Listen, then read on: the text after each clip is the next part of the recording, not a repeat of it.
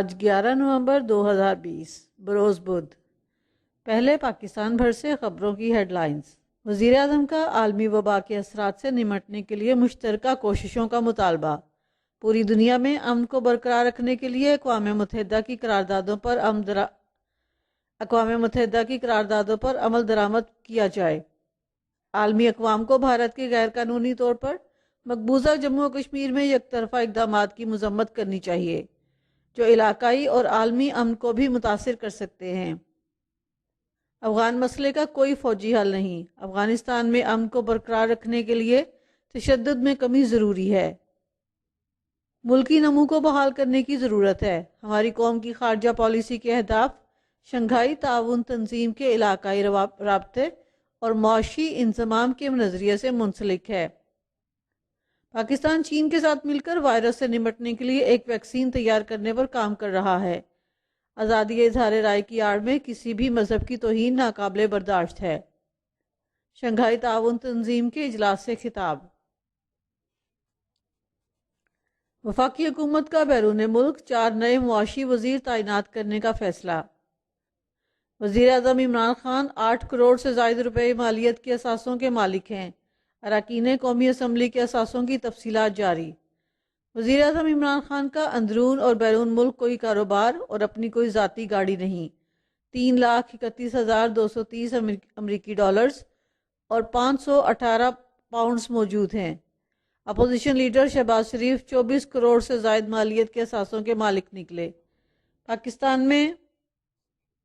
پاکستان میں غیر زرعی اراضی کی قیمت 1 کروڑ 47 لاکھ روپے ظاہر کی۔ نور عالم 3 ارب روپے کے اثاثوں کے ساتھ سب سے امیر ترین رکن قومی اسمبلی نکلے۔ کوئٹہ سے رکن قومی اسمبلی مولوی عصمت اللہ غریب رکن کی فہرست میں شامل۔ آصف علی زرداری 67 کروڑ 68 لاکھ کے اثاثے ظاہر کیے۔ بلاول بھٹو کے پاس 1 ارب 58 کروڑ 52 لاکھ روپے سے زائد کے اثاثے۔ کرونا وائرس کی ویکسین پر صرف امیر ملکوں کی اجارہ داری تشویشناک ہے۔ فواد چودھری۔ امیر ترین ممالک 500 ملین ویکسین ڈوز کا آرڈر دے چکے ہیں۔ ترقی پذیر ممالک کو 2 سال کا عرصہ درکار ہوگا۔ وفاقی وزیر کا بیان۔ جوناگڑھ ریاست کے پاکستان کے ساتھ الحاق کی دستاویزات پر قائد اعظم نے دستخط کیے۔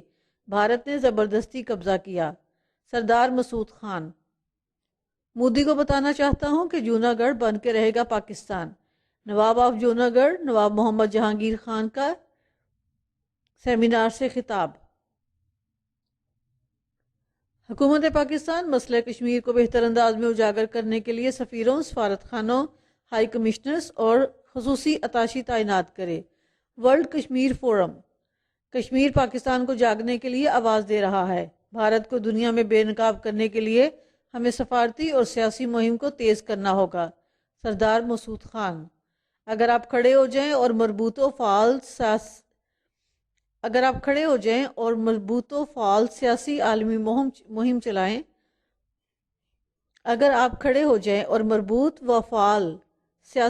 مہم چلائیں تو کشمیر دنیا بھر میں سر فہرست ہوگا۔ صدر آزاد کشمیر کا سیمینار سے خطاب۔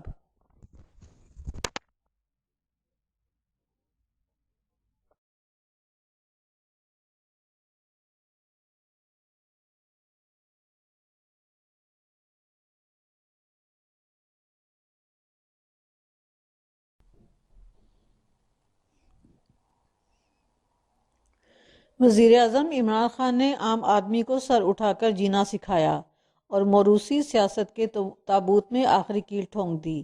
عثمان بزدار۔ رہزنوں کا ٹولہ اپوزیشن اتحاد کی چھتری تلے اکٹھا ہوا۔ چور ٹولہ عوام کو گمراہ نہیں کر سکتا۔ پاکستان کے عوام مفاد پرست ٹولے کو کبھی پذیرائی نہیں دیں گے۔ اقتدار کے لیے بے چین اپوزیشن کو نوشتہ دیوار پڑھ لینا چاہیے۔ 6 سالہ طالب علم نے دنیا کے کم عمر ترین کمپیوٹر پروگرامر ہونے کا ورلڈ ریکارڈ حاصل کر لیا۔ بھارتی شہر احمد آباد سے تعلق رکھنے والے 6 سالہ طالب علم ارحم نے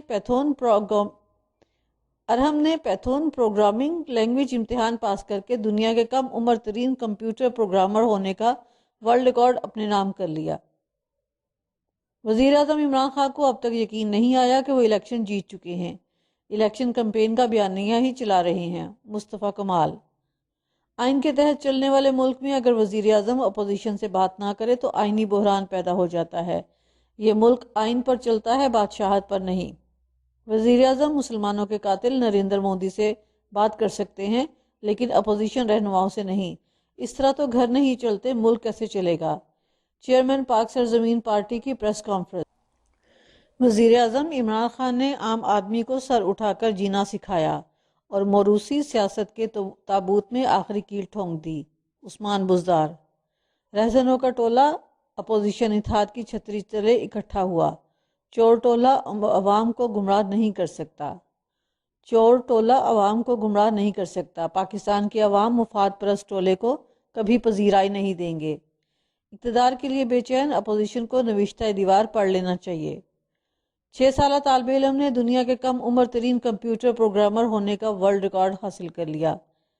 بھارتی شہر احمد آباد سے تعلق رکھنے والے 6 سالہ طالب علم ارہم نے پیتھون پروگرامنگ لینگویج امتحان پاس کر کے دنیا کے کم عمر ترین کمپیوٹر پروگرامر ہونے کا ورلڈ ریکارڈ اپنے نام کر لیا۔ وزیر اعظم عمران خان کو اب تک یقین نہیں آیا کہ وہ الیکشن جیت چکے ہیں۔ الیکشن کمپین کا بیانیہ ہی چلا رہے ہیں، مصطفیٰ کمال۔ آئین کے تحت چلنے والے ملک میں اگر وزیر اعظم اپوزیشن سے بات نہ کرے تو آئینی بحران پیدا ہو جاتا ہے۔ یہ ملک آئین پر چلتا ہے، بادشاہت پر نہیں۔ وزیر اعظم مسلمانوں کے قاتل نریندر مودی سے بات کر سکتے ہیں لیکن اپوزیشن رہنماؤں سے نہیں۔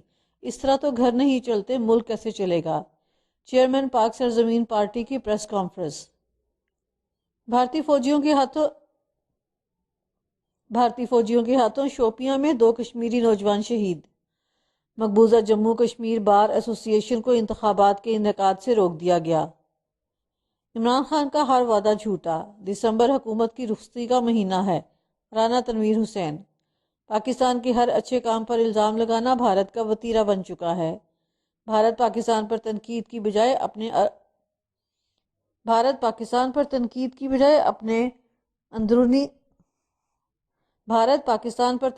بجائے اپنے خراب اندرونی حالات پر توجہ دے۔ Chairman public accounts committee. Pak فوج کا اپنے افسران کے خلاف ایکشن، سندھ پولیس بھی بغاوت کرنے والے افسران کے خلاف کارروائی کرے۔ وزیر اطلاعات۔ حکومت نے گندم کی امدادی قیمت فی من 1650 روپے مقرر کرنے کا فیصلہ کر لیا ہے۔ کسان اور عوام دونوں کا خیال رکھنا ہے۔ عوام کو مہنگا آٹا نہ ملے اور کسانوں کو بھی مناسب قیمت ملنی چاہیے۔ دفاع سمیت تمام حکومتی امور قرضوں پر چل رہے ہیں۔ جوں سردی بڑھ رہی ہے، اس کے ساتھ کورونا کی شرح میں بھی اضافہ ہو رہا ہے۔ سینیٹر شبلی فراز کی پریس کانفرنس۔ اسپیکر نے اپنی شخصیت اور اپنے کردار کو متنازع کر دیا۔ شیری رحمان۔ اسپیکر نے قومی سلامتی کمیٹی کو بھی قومی اسمبلی اور مشترکہ اجلاس کی طرح چلایا تو پھر بہت مشکل ہے۔ میڈیا سے گفتگو۔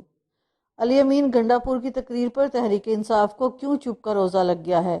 علی امین گنڈا پور سے معافی مانگنے یا مستعفی ہونے کا مطالبہ۔ سائنس نے پوری دنیا کو بدل کے رکھ دیا ہے، ہمارے کئی مسائل حل ہو گئے ہیں۔ فواد چودھری۔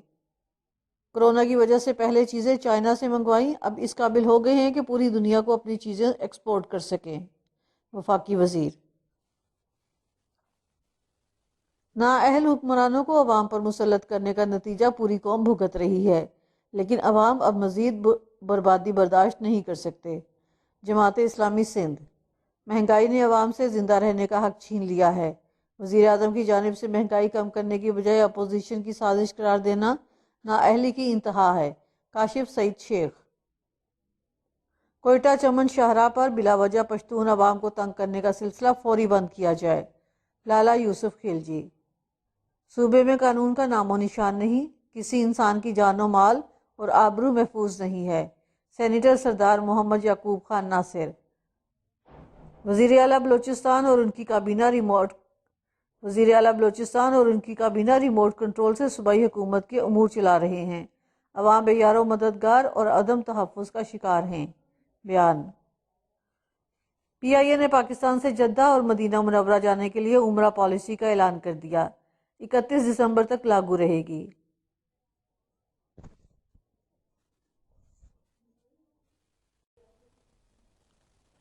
جوناگڑھ کا پاکستان سے الحاق قائد اعظم کا خواب تھا، مقررین۔ وزیر اعظم کشمیر کی طرح جوناگڑھ کے مسئلے کو بھی عالمی سطح پر اجاگر کریں۔ اسلام آباد میں جوناگڑھ ہاؤس قائم کیا جائے۔ محمد جہانگیر خان خانجی، صدر آزاد کشمیر سردار مسعود خان، چیئرمین مسلم انسٹیٹیوٹ صاحبزادہ سلطان احمد علی، وفاقی وزیر زعفران صاحبزادہ محمد محبوب سلطان و دیگر کا خطاب۔ چمن مسافر ٹرین بحالی کے بعد منگل کے روز کوئٹہ سے چمن اسٹیشن پہنچ گئی۔ کرونا وائرس، 24 گھنٹوں میں ملک بھر میں 23 مریض چل بسے، 1637 نئے کیسز رپورٹ۔ عمران خان جیسے آئے تھے ویسے ہی جائیں گے، مریم نواز۔ گلگت بلتستان شیروں کی سرزمین ہے، بزدل لوٹے جھکتے بھی ہیں اور بکتے بھی ہیں۔ بزدلوں کو خریدا جا سکتا ہے، تاہم گلگت بلتستان کے لوگوں کو نہیں۔ پاکستان ریلویز کا 16 نومبر سے کراچی سرکولر ریلوے لائن شروع کرنے کا اعلان، اورنگی ٹاؤن کے ٹریک کے لیے 4 ٹرینیں مختص۔ یہ ٹرینیں 3 گھنٹوں کے وقفے سے اپ اور ڈاؤن ٹریکس پر چلیں گی۔